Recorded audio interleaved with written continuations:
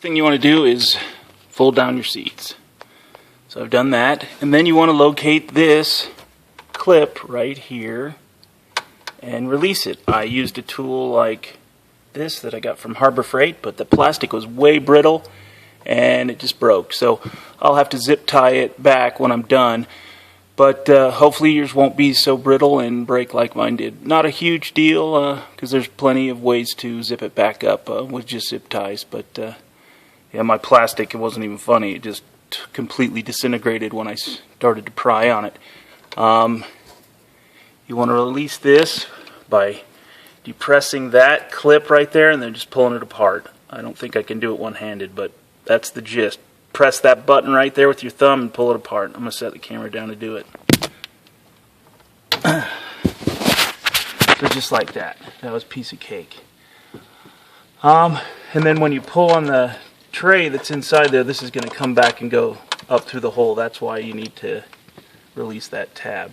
Anyway, this job's going to be pretty easy for me because I had my windows tinted when I first got the car, and if you can see in there, he didn't pull up those plastic tabs and get them snapped back in, so it's going to be a piece of cake to just pop this panel out. Probably take me like 2 minutes. But I'll show that next. This is beyond a tight fit for me, but just going to lift up, bang a little bit.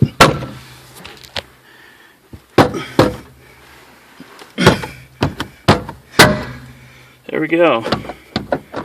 And I'm free. I think I've got everything up, so I just need to fish that seat belt through there, and I'll be good. Oh man, I'm too big to be back here. Being 6'3" is not an advantage in this case. The hole where I pulled it out of right there, lifted it up, pulled that out, it's going to come right out now. I have it downstairs on my little impromptu workbench. Need to remove these screws around the perimeter here so I can take the light out by removing these clips. So that's next.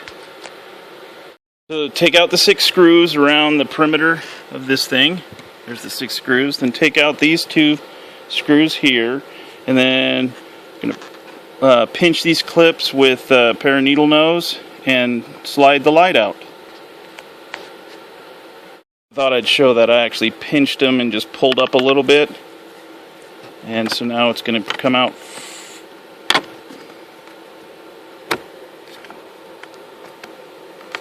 This one's not all the way done. There we go. I was able to finish it by hand. So there's the light, it's out, and there's the harness. They say they connect this to a 12-volt power source. I've got this old battery. If you have one of those batteries that you use to jump your car with, one of those portable little doohickeys, you can use that. This was just handy, and it's charged to 12 volts. And here I have it connected. I've got the red into the white wire and black touching the black, the ground, and I've got no light.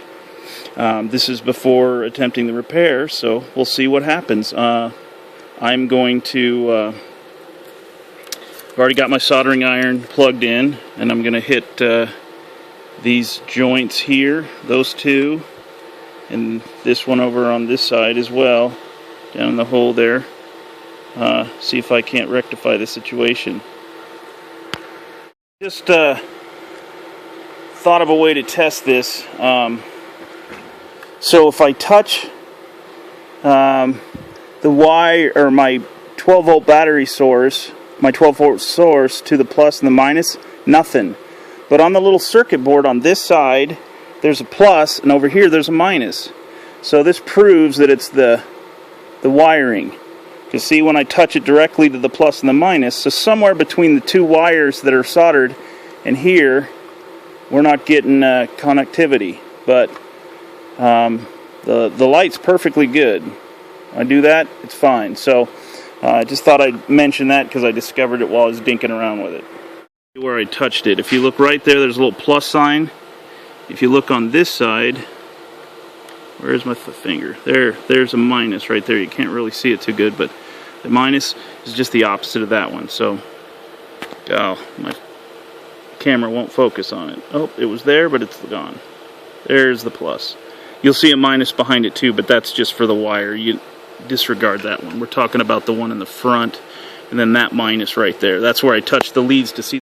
And there we go. Now it works. I'll show you what I did. I just soldered or added a little bit of solder, melted the little wires back a little bit with the soldering iron so it would work a little bit better. It's hard to keep that in there, but I think we're good. As you can see, the tolerances are pretty close, so I melted the plastic a little bit, but no big deal. It works great. This is just me, but I didn't want to put it all the way back together without testing it first, so I've just plugged it directly back in and I'm going to test it. Yep. It works, no problemo. Sweet. Every time. Okay, we're going to call it a good, put it back together. You can see inside here when I pulled up the tray, none of these came up. I suspect that when I had my tint job done, that that guy pulled up this tray to do it and didn't pop these out. I just wanted to show you this. You can actually reach these from inside instead of worrying about breaking it like I did with my tool. I'm just going to wiggle it out like that with my finger. Hopefully you can see that. You can depress the little sides and get it up.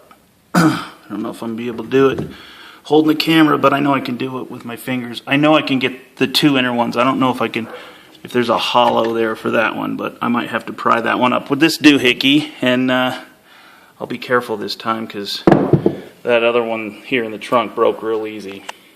So this is the only way I fit in here is to lay down, but this side I've already got snapped back in. I just lined it up and pushed down. This side I'm going to do the same thing, so just lined it up. First I put the seat belt in. Now I've got this in place and I'm just going to push down forcefully and it snaps. Or the other side did. There's that side. Yep, so that side's done. So now I'm back to the way I was. You can see it's still popped up in the back. I haven't pushed those ones down, but I will here shortly. I'm going to do that next. I'm guessing that's the part that everybody said was so hard. Hopefully it's not too hard. I'm just going to hopefully get the holes lined up. Should be able to see if they're lined up from inside the trunk. I'll be able to see, I'll probably, if I have problems, I'm going to get out and then see if the holes are all lined up. But I imagine this is going to go in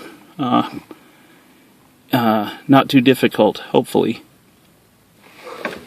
I ended up rethinking this, loosened this up again in the front, and then actually wedged my hand along the back and popped each one of the ones in. This back right one's not in all the way. It popped out when I was messing with this, but just the head clearance back here, it's low for a 6'3" guy, but I'm, fortunately most of my body's inside the trunk, as you can see down there, but that helps tremendously.